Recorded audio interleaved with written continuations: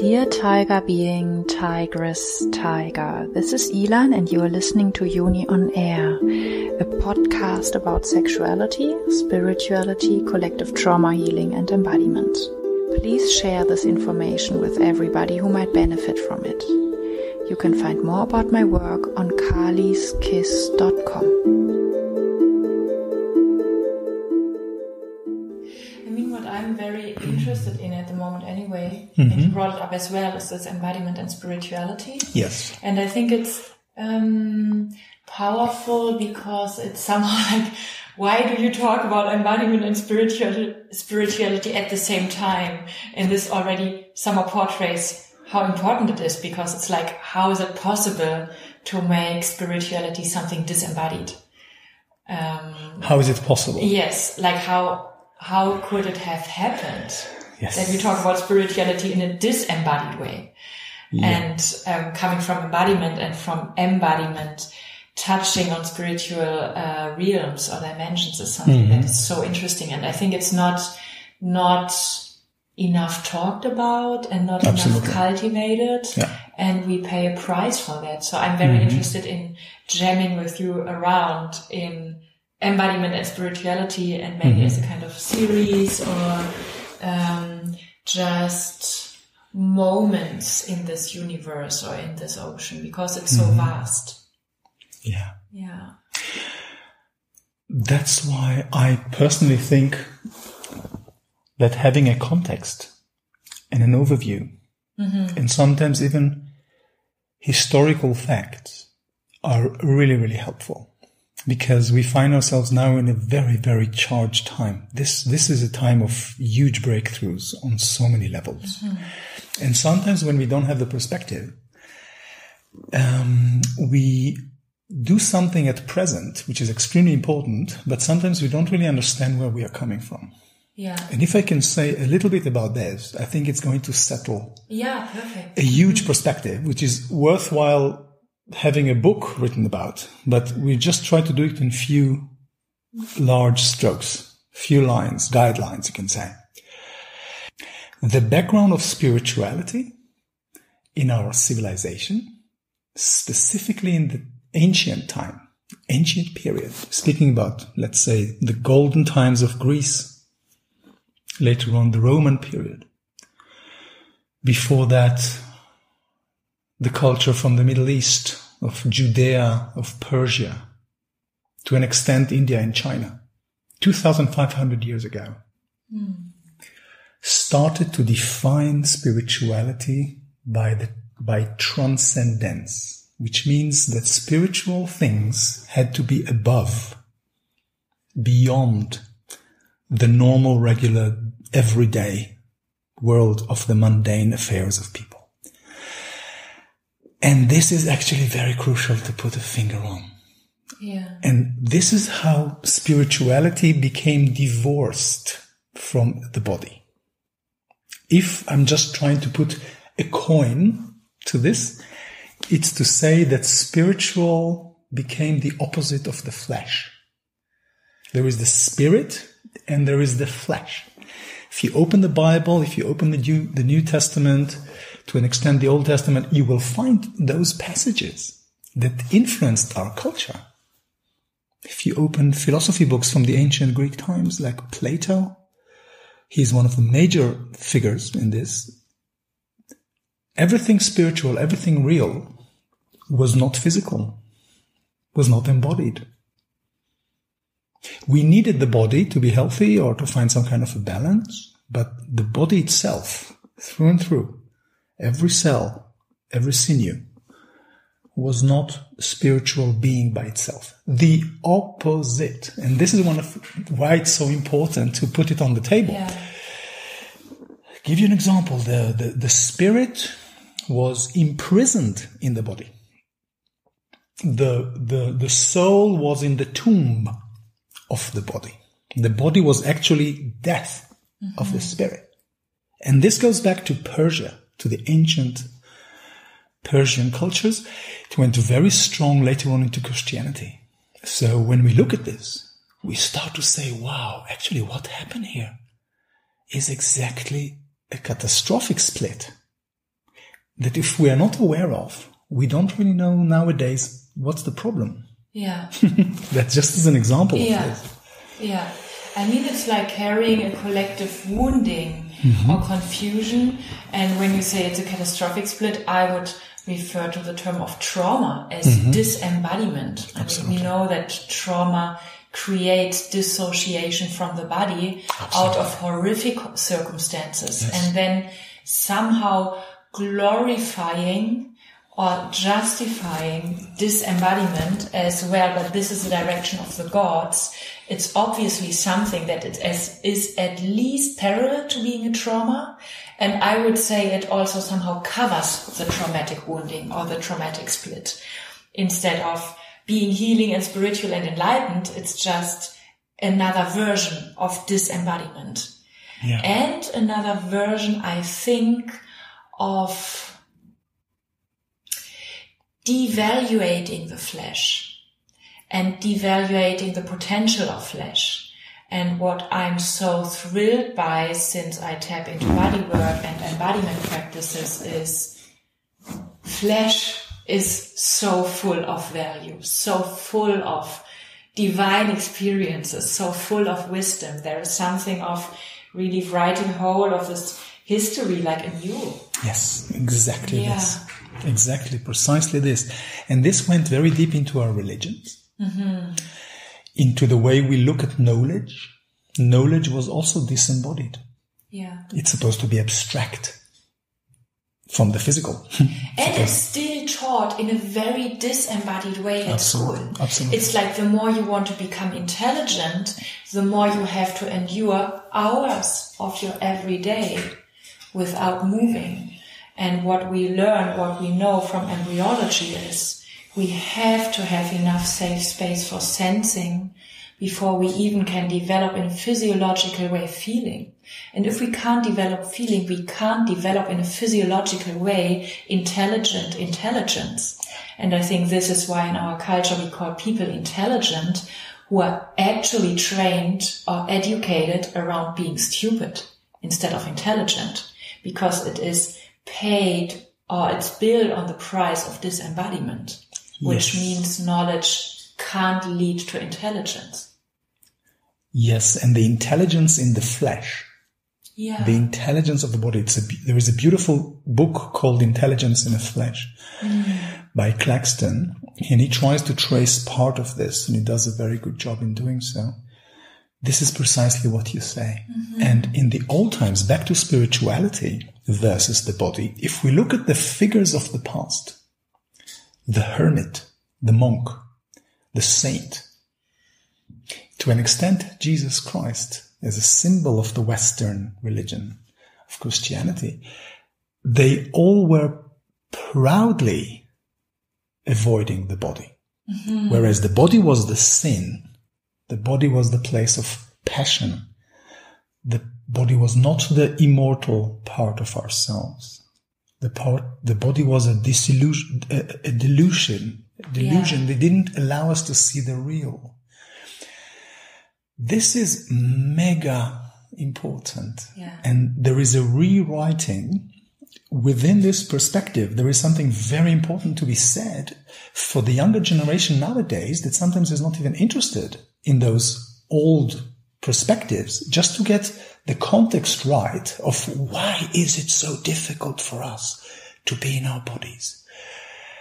Everything that is alive is happening in a body. Bodies from cells on, this physical structure manifests life. What's the problem? And there is a huge tradition, and this tradition is extremely strong, that told us, don't be your body. And for a living creature that is embodied awareness, that awareness is embodied, to be split, where my awareness is supposed to be mental or spiritual, and my physicality is not me. You can say exactly this traumatic line that you described before. We are splitting a unified creature that is born like a baby into the world into one part, which is supposed to be awareness or spirituality, mental part and another part that is physical. Yeah. And we gradually teach them, you are not this entire thing. Yeah. And it brings us to a handicap. Yeah. To a place where we are very, very limited. And like you said before, very intelligent people nowadays learn to think like machines, not like organic beings. And this is supposed to be highly intelligent, like it leads now to artificial intelligence, that we can pass those procedures in our minds of abstract knowledge to machines. But what about us? Hello. Yeah. What about us? What about me? What about each one of us struggling to bring together this magic? It is called to be human. Yeah. And we come to the table already handicapped by me not being here. And it of course becomes much worse when there is a trauma. Yeah. It becomes even more devastating. But the language we use also creates this distance. We speak about the body as a third person. Like my body is. It's like I'm talking about someone. Mm-hmm. I'm not even talking about my body as you. Mm-hmm. Hey body, good morning. How are you doing today? This is already a huge leap to be friendly with this thing that I am. No, it's the body, and the body is a possession. It's my body, and I take it now to work, or I put it on the bus. It's like a dog or someone else. It's not me. It's very strange. Yeah. There are like so many things to touch on. It's so interesting. But I like what you said in the very beginning around it doesn't have to have a beginning and an end. And I was about jumping in. It can't have a beginning. It can't have an end. Just because, like, just one footnote for maybe another like whole huge conversation is, since I tap into my body, which is called by my culture a very limited space. The most limited space, the most humiliating space in opposite to the spiritual infinity over there, above there. Since I tap into this so-called limited space, I can produce on purpose experiences of infinity and transcendence. And it's not by me dissociating from my body, it's by me tapping into my body. Tapping into my body not in a sense of, oh, I relate to my body, I'm friendly to my body, I connect to my body sometimes, I'm listening to my body, but in a very radical way that is also given to us by many brilliant body workers and movers who really dedicate their life to embodiment. They say, I don't connect with my body, I am my body. And the moment we tap into being our body is the moment the alchemy of non-duality starts happening in our nervous system. It's like we are teaching or telling ourselves the right thing about infinity, but looking for it in a dissociated place that will recreate the problem. And it's a shame, I think, that we still dare to cut ourselves off from the body, because cutting myself off from my inner aliveness that I'm born with obviously happens in an era where we are cut off from the suffering around in a really catastrophic way. I can say my private depression, I can even say my suicide out of disembodiment or something is okay or a small problem. But fucking up this planet is a huge problem for all of us. So just as like being born in an era that somehow needs to feel called for looking for true new solutions, it's like, can we afford stay true to traditions that we never deeply enough questioned? And yeah, my own embodiment experience was mainly about, I want to feel more. I want to be more alive. I wasn't into God. I wasn't into awakening. I wasn't into anything. I didn't have luxurious problems. But tapping into being my body was such a humiliating and such a reawakening experience that from there it's like, it's even absurd that we are trying to sit still in order to give a service to a God above there and forgetting about our body instead of, what is a service if not tapping into the soles of your feet? Yeah. Wow. Beautiful. I can completely follow what you're saying and go along with it. And so one thing is actually to become who we are. Yeah. Means embodiment. On the one hand, you can say embodiment is a process of me coming back to me, uniting with myself. Strangely enough, it's the closest place to me because it's here. And at the same time, it's the longest journey of a lifetime, which is very paradoxical, but true. The amazing thing in today's world is that we grew up in the modern, so-called modern world. And modern world was splitting human beings again. Instead of spirit and flesh, on top of it, it added an inside and an outside. A mental sphere that I can call my mind, and my body as if separate from that. We nowadays know that it's not the case, but we still feel it this way. It's a bit like trauma, that we know in our minds that our trauma is over. The split between spirit and flesh, between mind and body, we know that we are one. But we don't yet have the tools and the practice and the training, even the direction, how to bring about this breakthrough in which we merge back with the fullness of who we are as embodiment. And this is the huge challenge here. So the modern era created another split. Our times now puts the challenge on how do humans become one again? How each of us, and it's beautiful to see that our fingerprints show the difference of our identity, the iris of our eyes, the DNA structure. There is so much things that are already special and individual about who we are, and we are still not there to benefit from it. This is the challenge of our times. And it's a huge challenge. It's so big. It's beyond a theory or a change of ideas. It cuts through so many layers, and I agree with you that it's radical. I sometimes call this radical embodiment, because it's really needed to cut through a lot of the noise to bring us back home. And one of the beautiful things we nowadays, again, know, at least theoretically, not yet embodiedly, I would say, is that the world is one. And there is, even in today's science, an understanding that the difference of location, the place where we are, doesn't influence all the physical characteristics of the world. There is entanglement, and there is this infinity that we live in. And the embodied experience is the only perspective we can take to meet this world. Not to talk about it, but to be active within it and to express and manifest who we are in it. And by this, we are not material.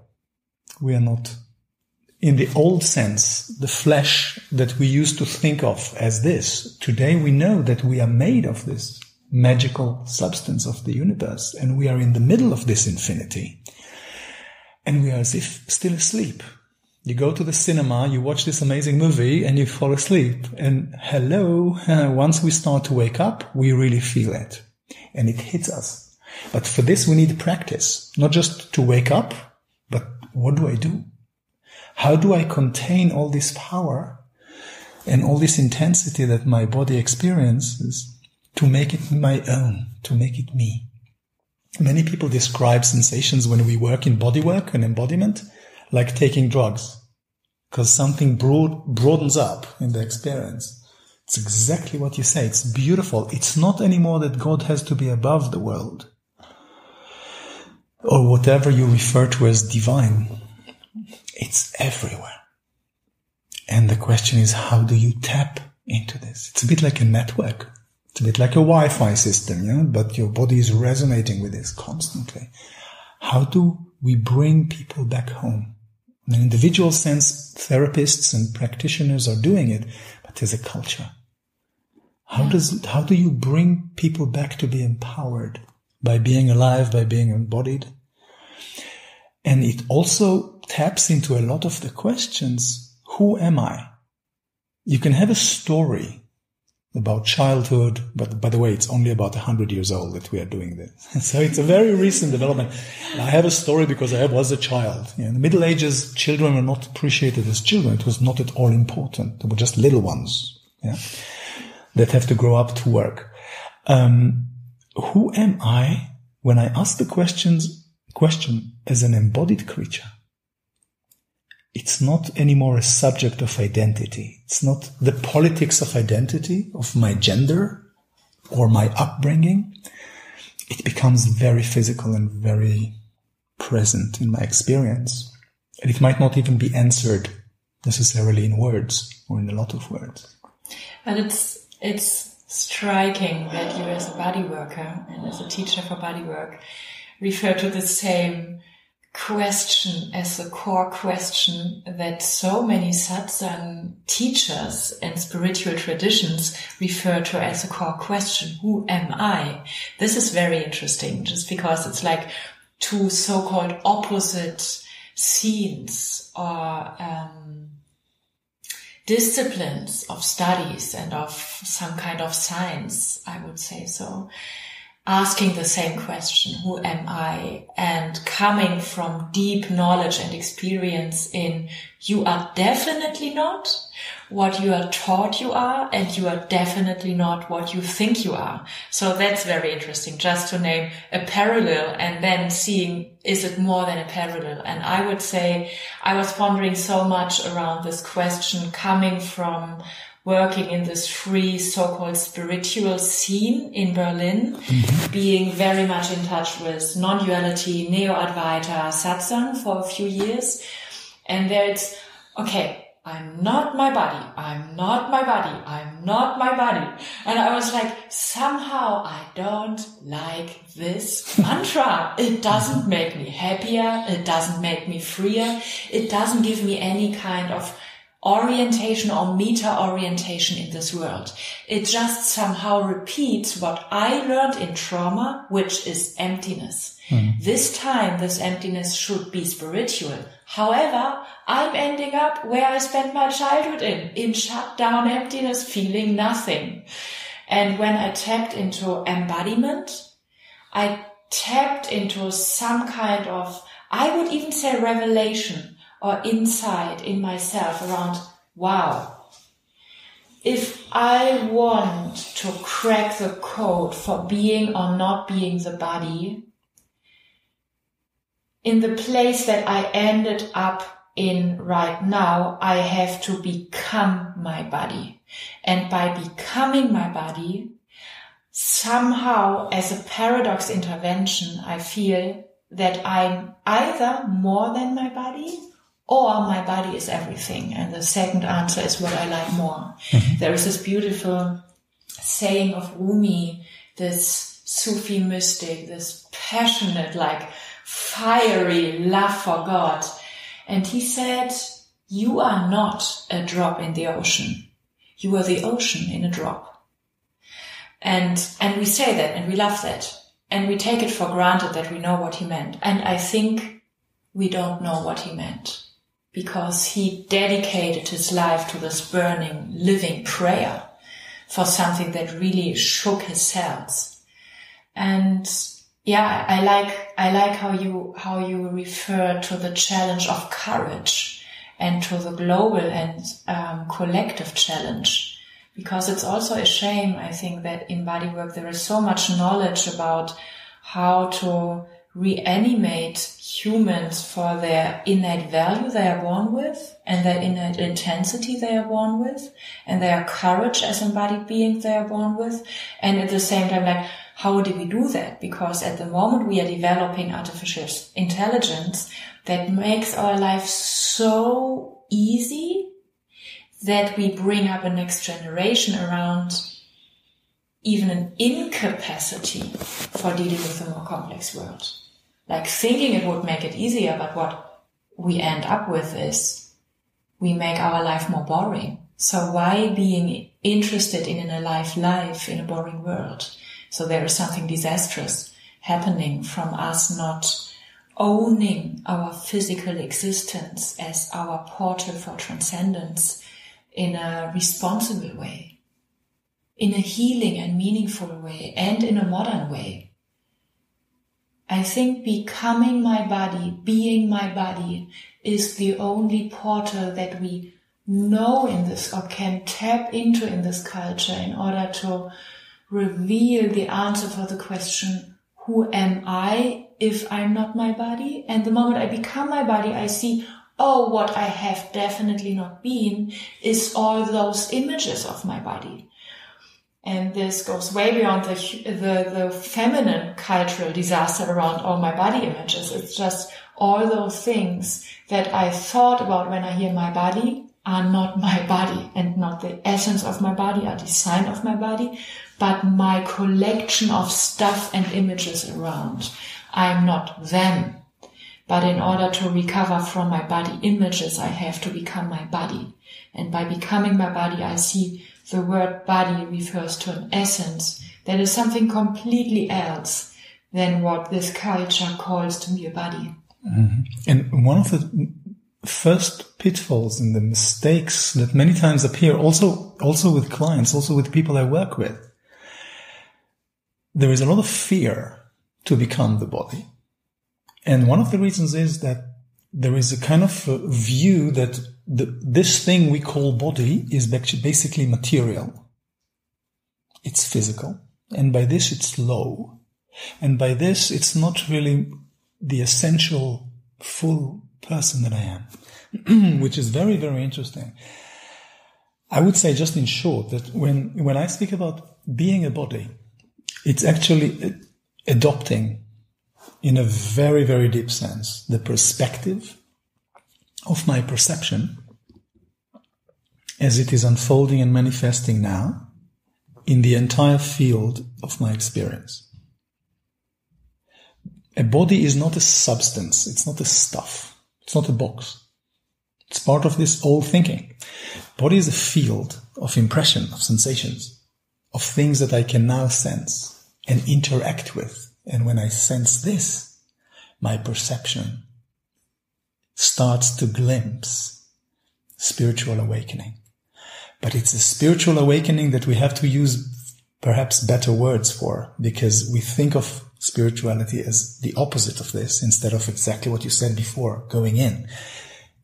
And the word incarnation might sound strange in this, but it's in a way when you really inhabit this space that we can call the body, but actually it is a field.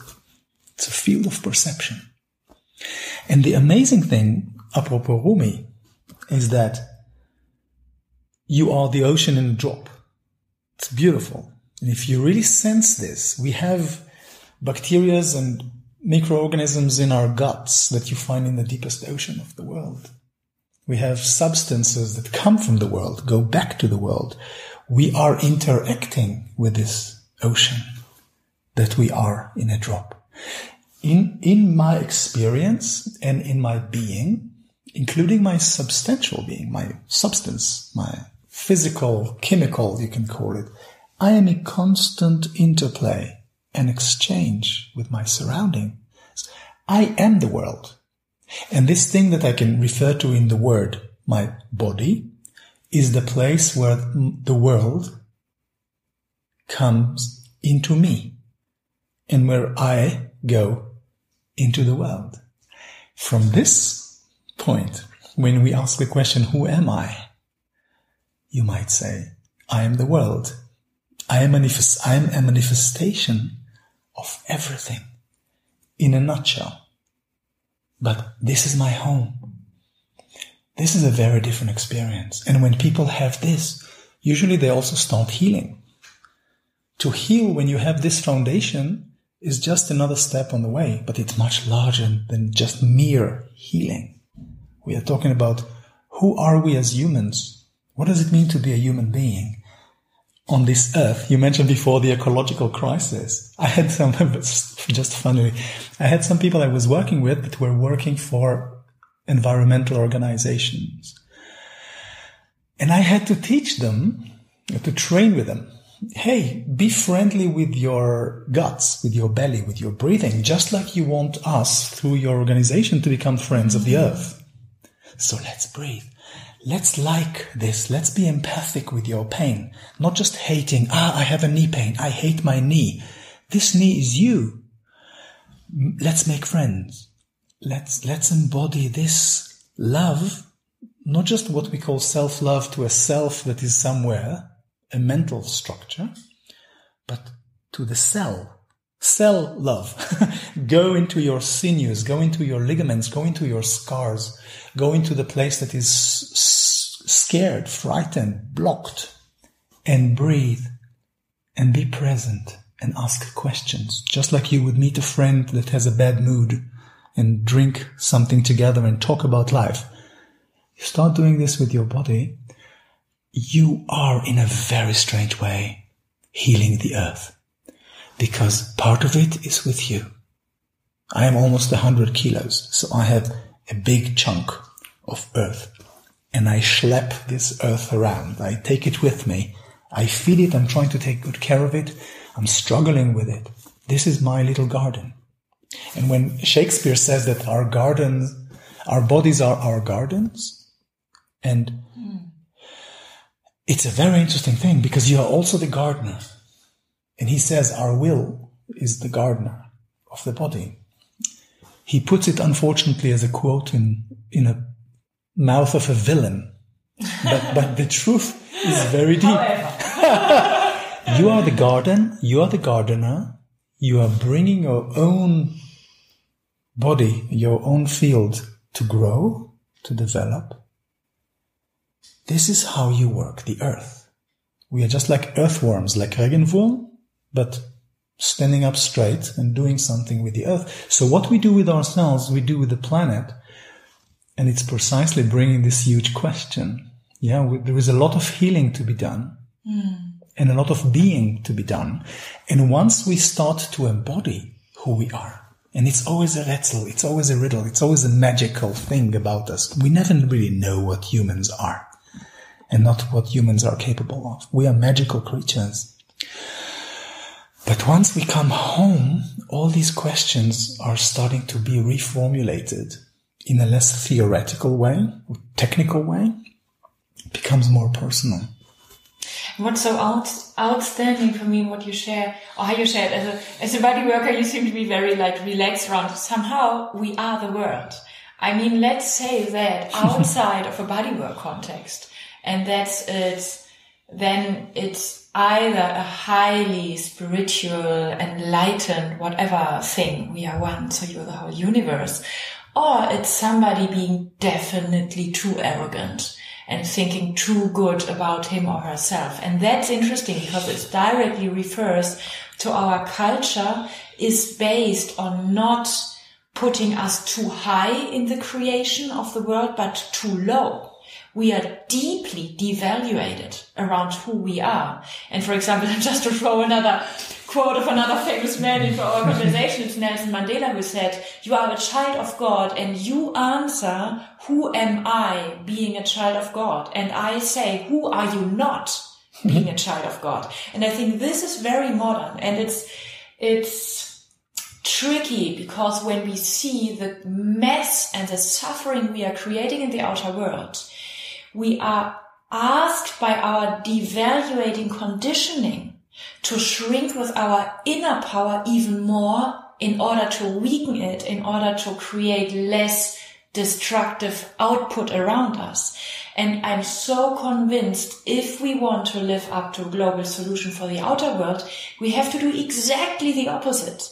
We have to underestimate, quote unquote, overestimate ourselves and really raise our, like stepping out of the comfort zone of devaluating ourselves, of underestimating ourselves, and really raise ourselves to the level of being a goddess and a god. Not as a mantra, not as a weekend seminar, not as a spiritual meditation, but as a very practical, who am I? Not to save this world.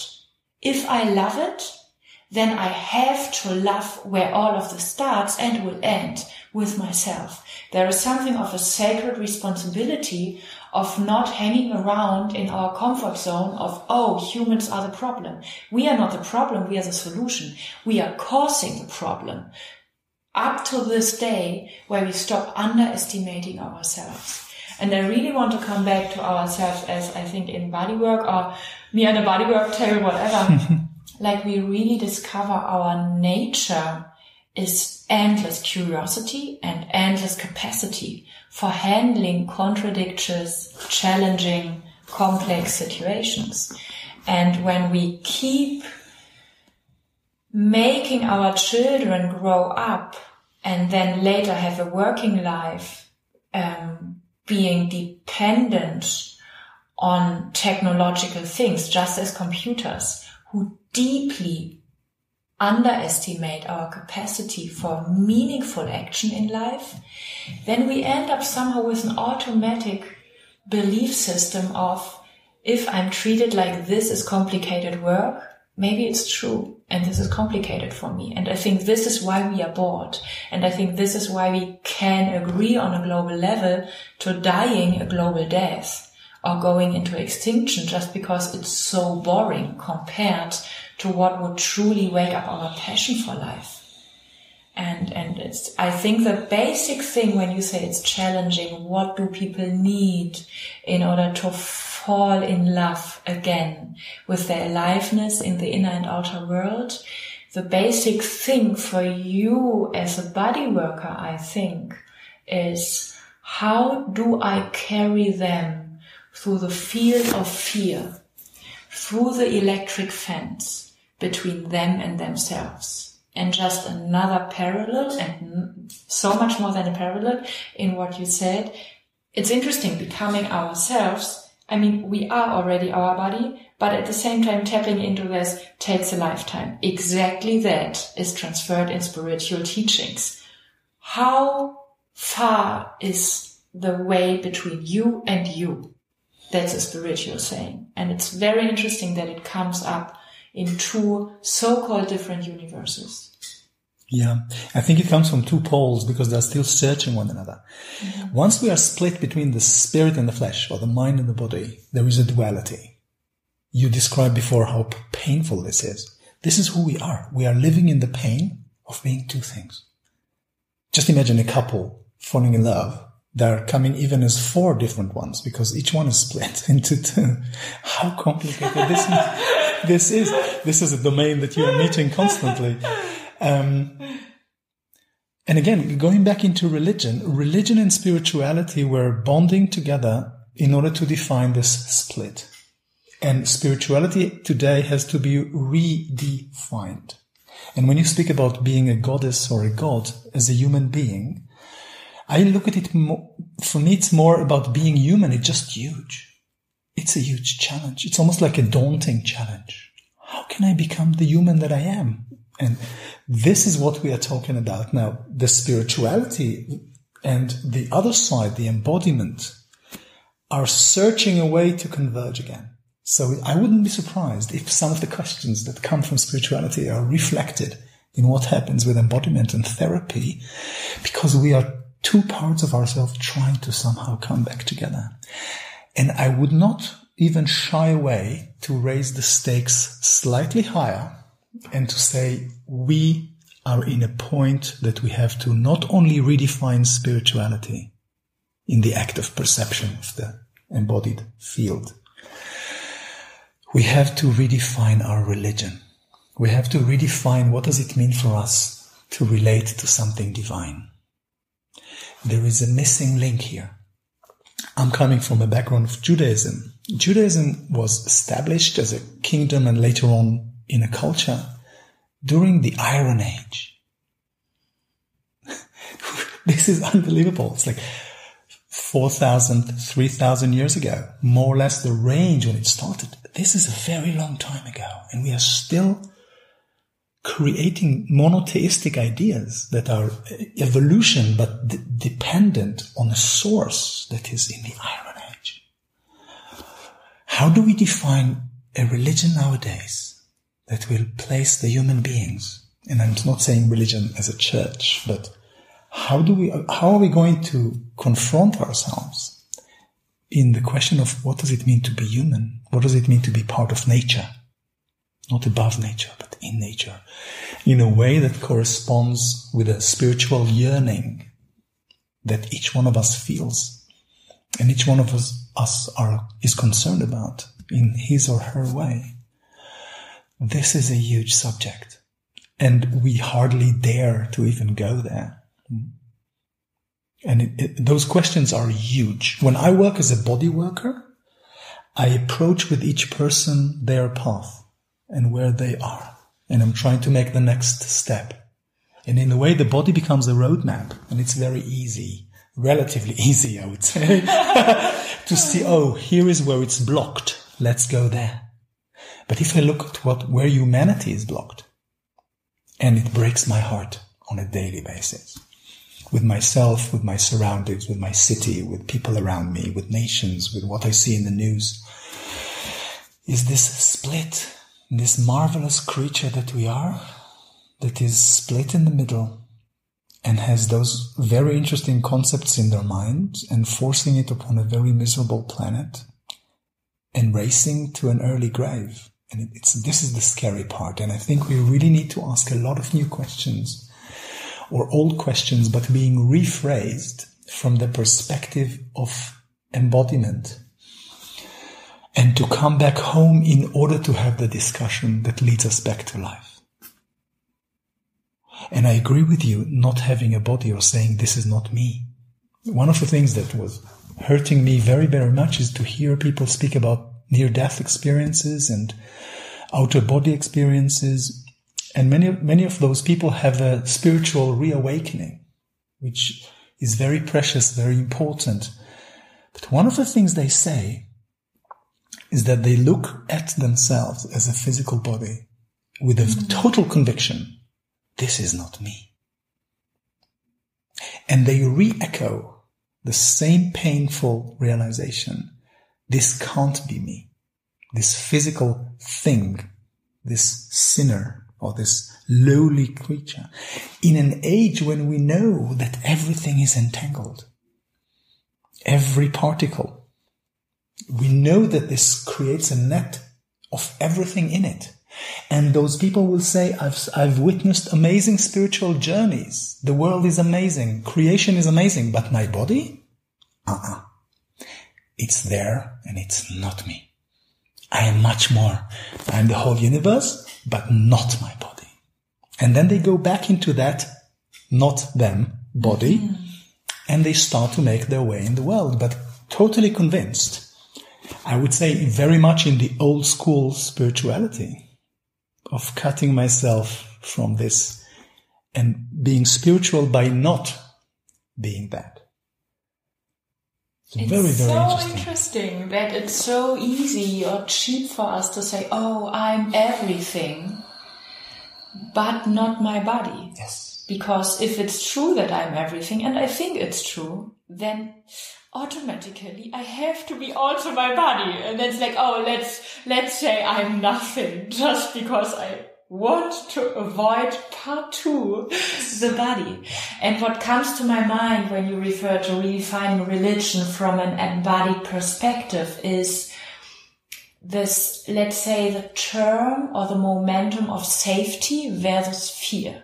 Because I think there is a necessity for us re-questioning around God's divinity, religion, etc., because the moment we build our definition of the body and spirituality on the split, we create a deep fear in the nervous system, or a deep signal of error in the nervous system of, hey, whoa, this is called to be transcendence or spirituality or truth, and it's built on me being neglected in my design around being totally interconnected and totally one and nothing at the same time.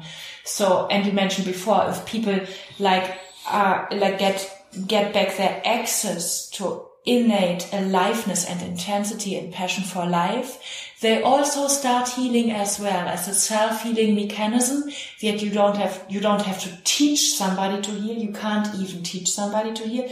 It's more you help unblock the self-healing process. And the self-healing process is unblocked by giving a safe space for this being that you can call a body, or that you can call a person or a psyche or whatever. So I think the moment we refuse leaving the space of felt sense safety for redefining religion and divinity, we will end up with a much more alive, intelligent and meaningful conversation around what is divine, and a much wiser answer to what is not divine, what is not sacred. Because it's like cheap saying this is not sacred and this is sacred. It's like a kindergarten game. It's like, whoa, these are us as adults saying what is sacred and what isn't. I mean, that's basically a bad joke. And if we refuse this collective acceptance or resignation around having a God out there means me being less safe, because it creates also a sin, a devil, something evil, a hell. If I refuse going into something that puts any kind of emergency state into my nervous system, I think I'm on a highway of defining a religion that nourishes me. And if my inner world is nourished and safe and protected by my understanding or embodiment of divinity and religion, I will take care of this planet. And I think this is for me, it was one of the most shocking things, because I was full of, okay, I'm greedy, I'm ruthless, I'm whatever. And then I tapped embodiment in order to be even more egoistic and even more only busy with myself, just because I desperately needed some answers, because I was running on empty in my whatever teenager times at school, etc. And then I discovered, to my greatest astonishment, I'm generous. I'm loving. I'm paying attention to my outer world. If I perceive those huge definitions around me, around religion, God, sin, not sin, etc., what life is about, when I experience them as providing a safe and inviting, embracing space for my being, I end up with paying that back 100 times. The moment I feel the definition of my culture of spirituality beats my essence up, how can I possibly agree? It's healthy to fight back. And I think it's tragically a healthy thing that we try to destroy the violence in the outer world, unfortunately missing why we are doing that, and unfortunately beating up existence itself. Mm-hmm. Ladies and gentlemen, just saying, let's stop that. But it really comes from us not leaving the comfort zone of us being the problem. We are not the problem. We are causing it, but we are the solution. And there we have to go with all of our intelligence and all of our precision in order to make that, in order to live up to this distinction. Because from there we have every solution we possibly need in order to easily save the outer world. But it's really stepping out of the effort of trying to tame or fight against our essence. It's very interesting, because this taming is precisely how the body was treated.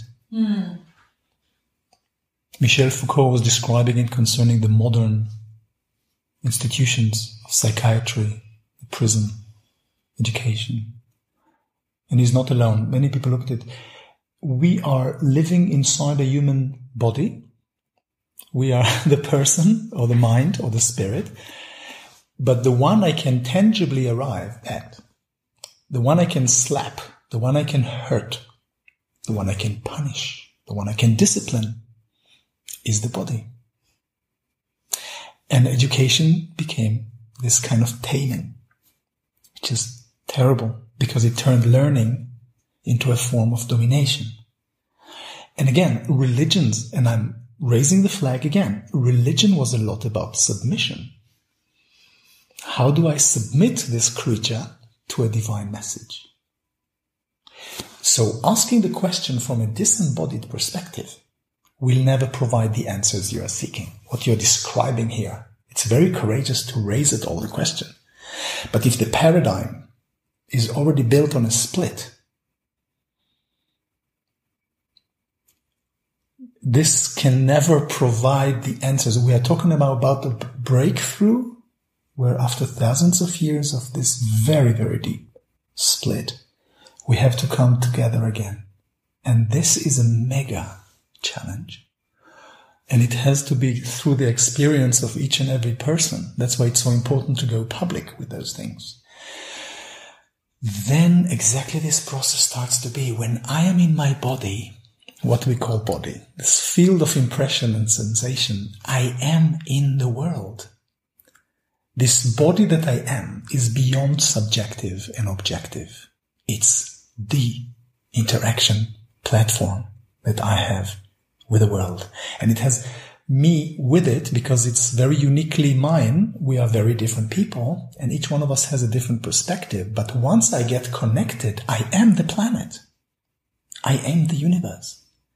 We now also know the quantum aspects of physics that are interacting with our microtubules in our brain and sensations that later on become part of our consciousness. We are this.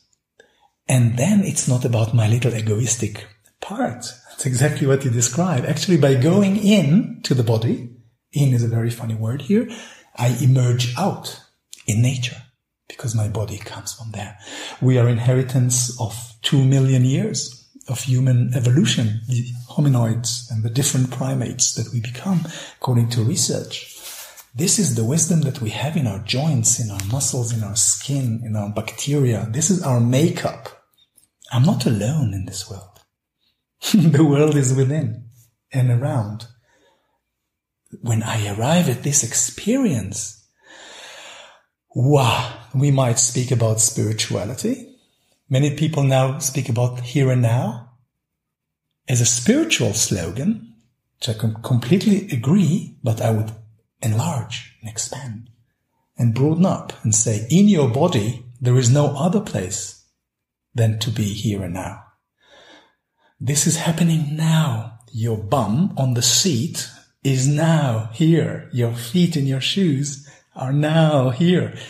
Everything is right now. You are now. If you look at it like the end of spirituality, it's very sad.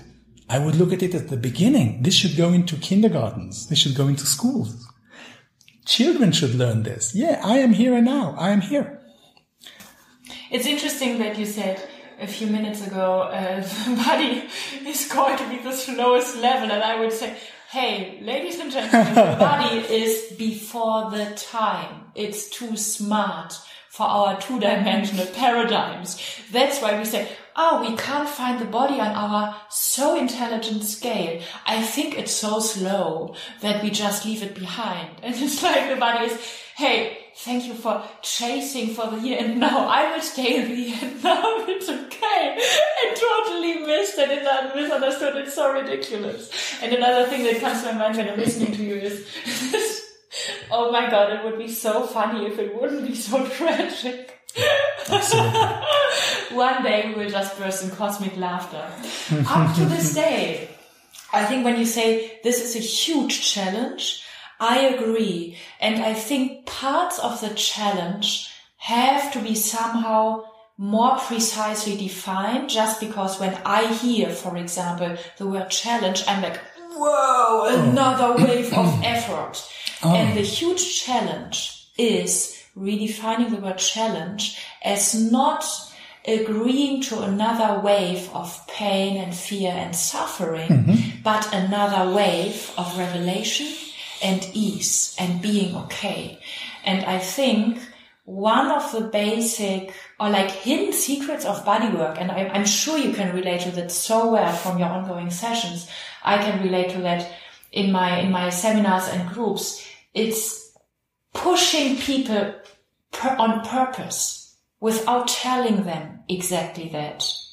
to tolerate an amount of joy and aliveness that they are taught to run away from. So the huge challenge is tolerating the boost of energy on a global and individual level when we are truly tapping into the solution. Because one of the most tragic things is that from bodywork, the same thing is so fucking true that we are listening to in spiritual traditions. Suffering is unnecessary. Suffering is unnecessary. And tapping into the body's wisdom of, oh, I'm in the here. No, oh, yeah, I'm healing. Easy, no problem. Just give me a safe space, I'm healing. No, it's not a problem that you misunderstood me for a few decades. It's like we can't deal with the unconditional love that is the mastery of being a body. And therefore we desperately misunderstand our whole design as being a problem just because it's just a solution. The body is always pointing towards the solution and never like insisting on the problem and making our life worse. And I think the huge challenge is, are we courageous enough to dismantle our problems as self-fulfilling prophecies and products on purpose in order to not having to tolerate the amount of energy and aliveness and love that is available for us. And that's not only available for us, but that we are. So there is something around you as a body worker, as a teacher, or me as a seminar leader or body worker, whatever. There is something around all those professions that in myriads of definitions and professions and trainings. How do we seduce people around and ourselves to tolerate the inner huge dimensions, to tolerate the inner amount of bliss and healing and grace and joy and generosity and gratitude that is not only available but that is us. And I think this is a preciser definition of the challenge.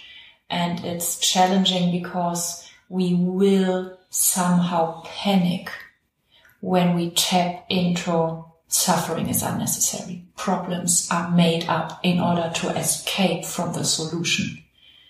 So I think on a global level, we are somehow aiming at making it worse just because our comfort zone is looking for the challenge in enduring the even worse state. And that's not a challenge at all. Every idiot can die in more and more suffering. I mean, come on. If we want to be proud about ourselves, we have to live up to facing how big we are, facing how good we are. This is truly a challenge.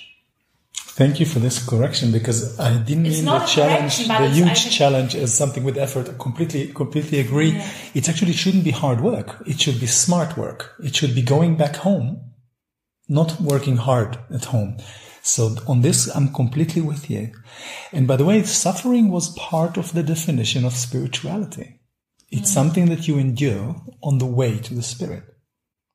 It's incredible to think about this in those terms and to understand. It has very specific places where it is said so. In the Jewish tradition, for instance, suffering is supposed to polish your soul. It's supposed to be like a cleanup. It cleans you. So, of course, there is those roots of culture that we have in spirituality of Christianity as well, in Buddhism in a different way. Yes, for sure. And apropos this, I just would like to say, as a bodyworker, as a person that works with embodiment on a daily basis, many times people down the line in sessions discover this kind of joy that you just described. And it's very difficult for them to handle. It's very difficult to sense, wow, my legs, they want to dance, they want to kick, I'm so happy, but as if something is wrong with it, because they come with a sensation, like with a feeling. There is something wrong, you're not suffering, go back to suffering, your daily homework. Like, how am I going to contain all this joy? Sometimes it's much more difficult for people than to contain their pain or their physical anxiety, sense of anxiety and so on. It's like, joy would be the last thing. Happiness would be the last thing I would experience. Even silence, which is a very deep perceptual thing. Many people go into almost a sensation of a trance, of being suddenly quiet, and as if something is wrong. Yeah, I'm supposed to suffer or heal, or therapy as if supposed to fix me, but I'm supposed to stay the good old me. And suddenly I'm transformed. How do I contain this? This is practical things, but this is on the road, on the road there. And there is something fascinating, because when I having the privilege of somehow like being somehow close to the kind of body work that, for example, you are trained in, it's a lot about unlearning what you learned.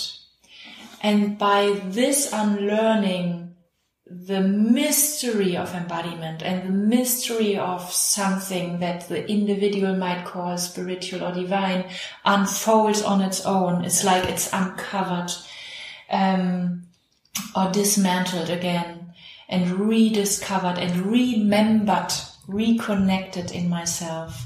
And the moment that we define or approach spirituality from I need to teach somebody about it, or even I have to educate my child. It's like, it's double perverted, because it's like, if somebody is close to essence, then maybe your child. So maybe you start accepting your child as a spiritual teacher instead of teaching it about spirituality and religion.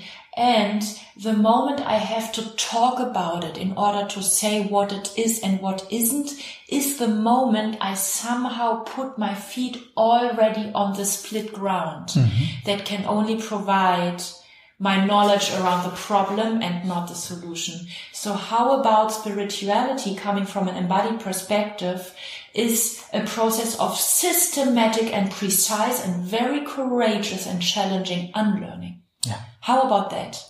Because then we have to be okay with those authorities and even be okay with those gods above us that are frightening us, but at the same time they have been our orientation, coming from a capitalistic, coming from a monotheistic, coming from a deeply patriarchal, sexistic culture against all sexes, not just against women, also against men and other sexes. We are like, our comfort zone is being frightened of another instance above us that has the authority to tell us what is true. And then rather killing any truth on earth in order to bow to me unlearning my stuff. And from there, redefining the whole thing anew is such a beautiful process of reincarnation. By incarnating. And I think there is, like, what I'm so deeply in love with is the somatic modern trauma research that I think has really the capacity to heal the world inside and heal the world outside at the same time.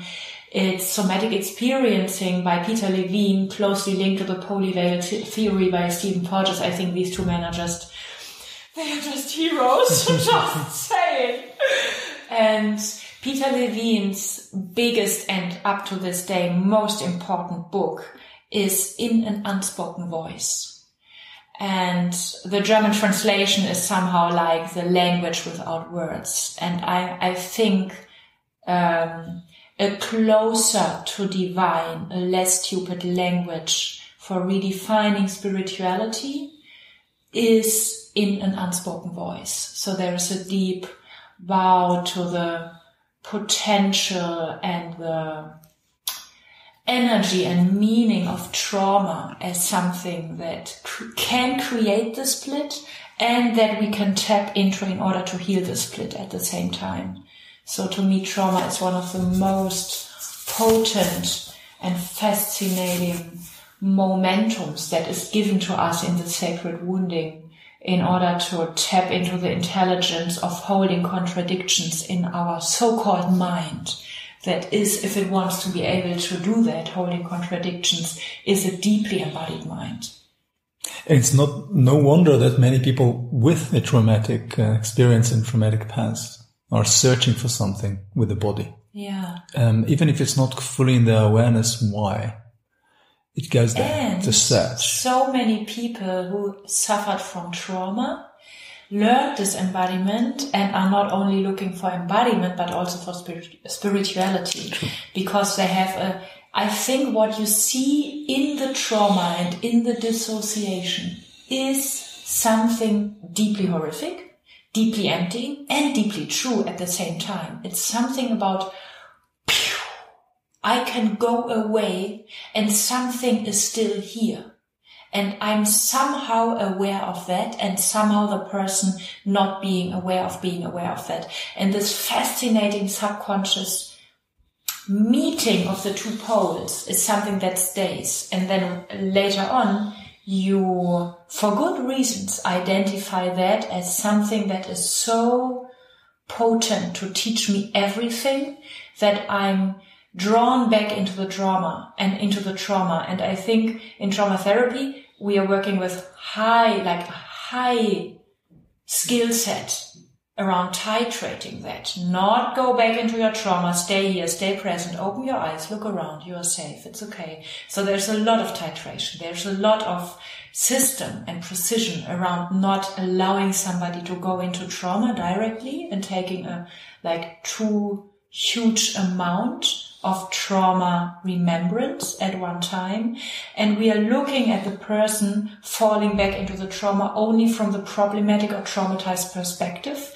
And I think there is something coming up in our paradigm around that. We can also refer to the trauma and being drawn into the trauma as something that has some kind of spiritual intelligence. I'm not saying healing intelligence in a way of it can truly work that way, but there is something about wanting to return to the trauma, even when it's too much for me again, that is somehow linked to the spiritual dimension that I was introduced to in this experience. So I somehow refuse calling the traumatized thing the problematic thing, because the traumatized thing is the problematic and the suffering and the deeply insightful thing at the same time. You are consistently using the word problem in a challenging way in order to transform the concept of a problem, also with the planet, but also with trauma, into the need for transformation. In a way, pain and fear and trauma are calling our attention to the wound and say, hey, darling, time to wake up, time to grow up, time to come back home. Please take care of me. This is very painful. And we go through this on a daily basis with people, and it's extremely touching. And it leads to this learning and unlearning. And because of the intelligence of the flesh, unfortunately, there is not yet fully clarity about the processes and how it works. The body is so intelligent that it's a bit like a child that sometimes can learn the wrong habits from its surrounding and think that this is what it's supposed to be like, because this is what we do at home. This level of intelligence, sometimes the body is a bit like a naive creature, can learn things that can harm it. And at the same time, the same matrix, the same body, the same tissue, the same cells have to relearn, but they have to be permitted. They have to be invited. They have to be, in a way, taken in to say, hey, this is how you've done it before. Let's do it differently. And this is the place where we can unlearn. We can ask the question. But for this, the person, and sometimes when I work and I say the person and the body, because it comes like a divorced couple. They don't want to talk to one another. But the person might be freaked out. I cannot do this. And the body is yearning for transformation. And they somehow there is this mingling, almost negotiation, almost exchange and transaction. Hey person, please breathe a little bit deeper. But when I breathe a little bit deeper, I feel this. Yeah, but this is you. You feel you. It's you and you. Let's go there. And just one word about the ethics, which I think is extremely important. Embodiment, again, if we don't live in a split world, ethics are physics. Who you are is manifested. What you do is manifested. There is no separation. It's not a theoretical game. And one of the things that broke me as a young man, I was always very interested to do other professions rather than teaching, because I never thought teaching itself is the issue. And I was told since I was a teenager, you're a teacher, you're a born teacher. And I looked at it back then almost like an insult. Maybe for good reasons. I see. Yeah, and I was always shying away from it and searching in all kinds of different directions. And in the end, I make a full circle back, and now even interested in schools and doing something with children. It's completely funny. My teenage self back then would freak out. But at this later stage of my life, I was confronted again with the question of becoming a teacher when I was learning embodiment and bodywork. And exactly I came across this question. This is the dilemma that for me was very painful.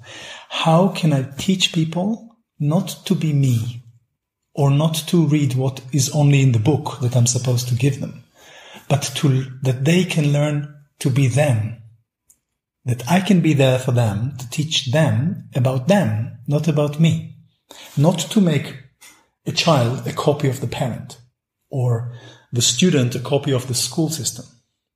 This is not good enough. We know it. It's not good enough. This is not what human learning should be for the future of our sakes, for what will happen in the future. We cannot continue to repeat this old thing. How do I teach a person to be them, not to be their fathers, not to be the teacher, not to be me? And then I came across, suddenly it was emerging in my awareness that the only way to do this is through embodiment. The only way is to facilitate the person to come back to their body, to their experience, to their embodiment, because their embodiment already contains them. If I can facilitate the process of allowing a person to unfold their perception in their body, I go beyond the textbook.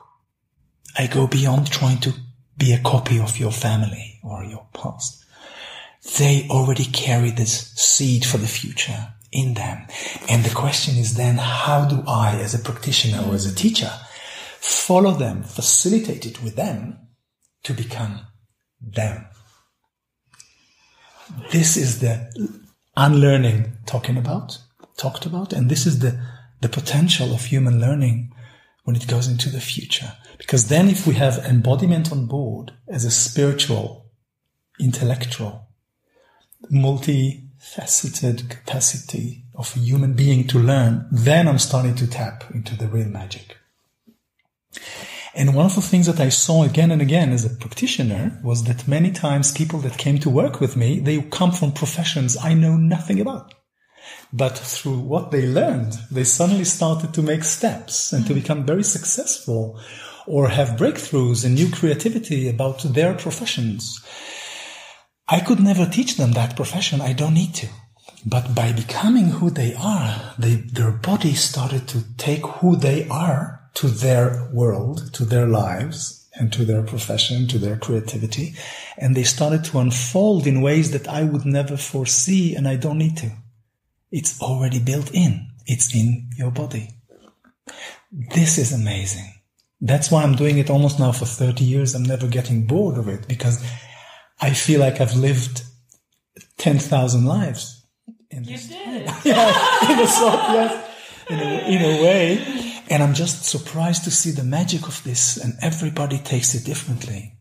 And sometimes I'm so jealous, like, wow, my body would never do it like that. Brilliant. Go, girl. Go, man. Do your thing. Live your life. Amazing. And this is what it opens. It's really a riddle. Something.